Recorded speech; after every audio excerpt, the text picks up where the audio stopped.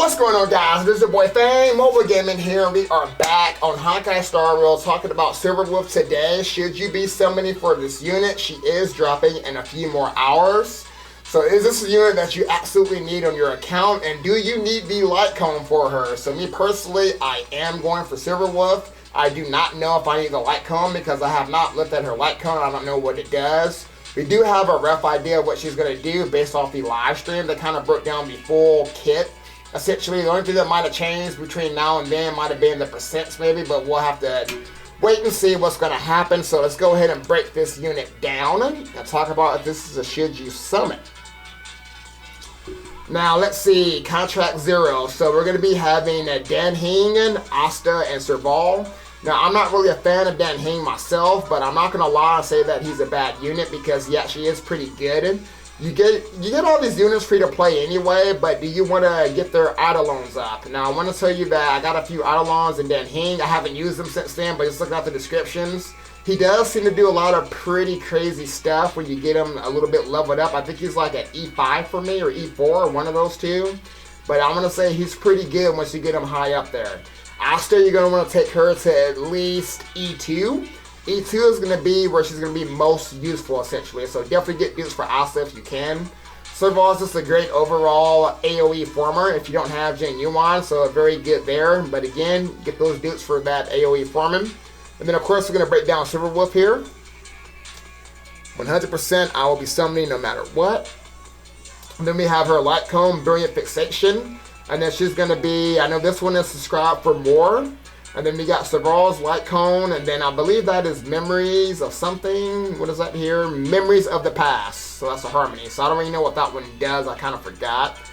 Now, a lot of these sites don't have kits for her. They're still waiting to put it up, but I did find one site that does have a kit for her. Okay, so we got her right here. Okay. So her basic attack, System Warning. She's going to deal quantum damage equal to 130% of Silverwolf's attack to a single enemy. Nothing crazy there, just a basic. Now here's the big one, allow changes. So this is going to be, there is a 90% base chance to add one weakness of an on-field ally's type to the target enemy. It's also going to reduce the enemy's damage resistance to that specific weakness by 20% for 2 turns. So essentially what she's going to be doing is she's going to apply a weakness on one of your allies. So this isn't going to be the Quantum unless you use somebody like Sealy. It's not going to take account for her own element, which is Quantum. So if you have like a mono team of like mono fire, it's guaranteed to be fire. And what she's also going to do at the same time, she's going to also further reduce their weaknesses to that same type by 20%. Now keep in mind, if they already have the weakness, then it's not going to really take any effect essentially. So we're going to keep on reading here. So if the enemy already has a type weakness, the effective damage resistant reduction to that weakness type will not be triggered. So there you go. Each enemy can only have one weakness implemented by Silverwolf. When Silverwolf implants another weakness to the target, only the most recent implemented weakness will be kept. So if you try to spam the skill, it's not really going to be good unless you're trying to get the type that you want. Now, in addition, there is a 100% base chance to reduce the all-type resistance of the enemy further by 11.25% for 2 turns. And also deals quantum damage to 245% of Silverwolf's attack to this enemy. So this is going to be the main skill that we want to use here. Not to mention it generates a lot of energy. That's going to be 30. Now we got User Ban, which is her ultimate. There's a 175% base chance to decrease the target's enemy defense by 49.5% for 3 turns. And at the same time, she deals damage equal to 456% of her attack to the enemy. Now, so basically this is kind of similar to Pila almost with reducing defense. So overall, you're pretty much making it to where you can make your allies, if you don't really have, you know, the weakness of the enemy. Let's say you don't have the light element, and you kind of want to take advantage of, enemies that are only weak to light. You kind of change their weaknesses to a type that you have, and also reduce their defense. So that's it. She's going to be very, very useful for that specifically. And then her talent. Silverwolf can create 3 types of bugs. So one of them is going to be reducing attack by 12.5%, reduces defense by 10%, and reduces speed by 7.5%. Every time Silverwolf attacks, she has a 78% base chance to implement a random bug that lasts for 3 turns on the target. And then of course, her technique. Immediately attacks the enemy after entering battle, deals constant damage equal to 80% of Silverwolf's attack to all enemies, and ignores weakness types and reduces toughness from all enemies. And then if the enemies is broken, then she will trigger the quantum weakness break effect. So, overall, a very good unit. Is she a must summon? The question that you guys got to ask yourself is, are you pretty much able to take advantage of all the enemy types in the game? I can tell you right now, personally, like I have Himiko and Welt. You guys know my team count by now. I've been using Himiko and Welt and kind of switching them in and out because most of the enemies that I fight are either weak to fire or they're weak to imaginary. So I kind of switch them in and out as needed. So do I need Silverwolf? No. But if you're somebody that kind of wants to do some farming, you don't really have the type advantage per se, you don't have them built, she's going to be good not just for the type, but think of her ultimate reducing the defense of the enemy. That's going to make you do more damage. So I know for me, I'm going to try a team comp where maybe I use Bailu for healing or just my Fire Trailblazer. Have Sealy, Pinyin the buff, and then have her reducing defense. I mean, she's going to make my Sealy do more damage. So for me, she's going to be useful. I also want to do some mono team comp. So I mean, for me, she's going to be useful. But you just got to ask yourself for that question is somebody that you really need to take advantage of the enemy types. Now, the biggest thing that I'm curious of is the Lightcone. Alright, so we have it right here. Now, it's a different name right here, but this is Brilliant Fixation, which is going to be the correct name. So, it increases the wearer's effect hit rate by 24%. I can tell you right now, just looking at that, we need a Lightcone. When the wearer deals damage to an enemy with 3 or more debuffs, increase crit rate by 12%. After the wearer uses their basic attack, skill, or ultimate, there is a 100% base chance to implement Aether Code on a random target that does not have it yet. Targets with Aether Code receive 12% increased damage for 1 turn. Do you need the Lightcone to make her work?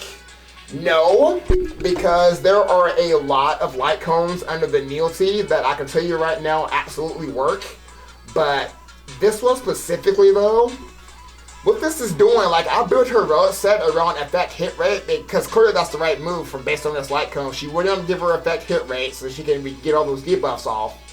But what this Lightcone is doing is this Aether Code.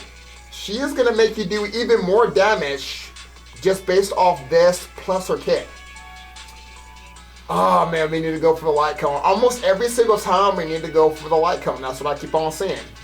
Now there is a free-to-play Lightcone that I want to take a look at. If we go to... let's see if we can go to the equipment. There's a free-to-play Lightcone that we're getting in the event.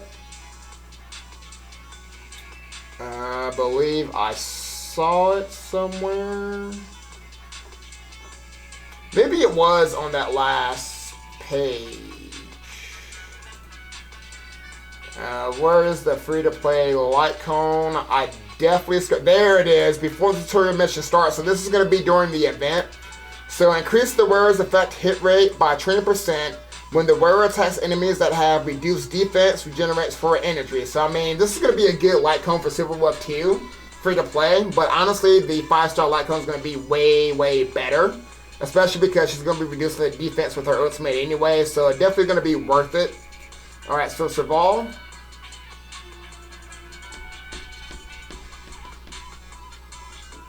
Alright, so the wearer regenerates a percentage of energy immediately upon entering battle and increases her ultimate damage by a percentage. So, I mean, that's going to be pretty good for your Erudition characters. So, I kind of like that Lightcone. And then, I know subscribe for more is good. So, subscribe for more is going to pretty much increase the damage of the wearer's basic attack and skill by a percentage. This effect increases by an extra percentage when the wearer's current energy reaches its max level. So basically you're doing more damage on your basic and your skill. So subscribe for more is definitely useful. And then the last one, which is going to be Memories of the Past. Just give me a second to find Memories of the Past. Here we go. So memories of the past. Increase the wearer's break effect by a percentage when the wearer attacks. Additionally generates a percentage of energy. This effect can only be triggered one time per turn. So nothing really crazy there. Honestly, that's a skip. Not really going to be worth it, but it is what it is. So, but that's going to be Silverwolf, guys. So yes, should you summon for Silverwolf? Essentially, if you have enough units already built up on your account to take advantage of multiple weaknesses, then no, you do not need to summon for Silverwolf.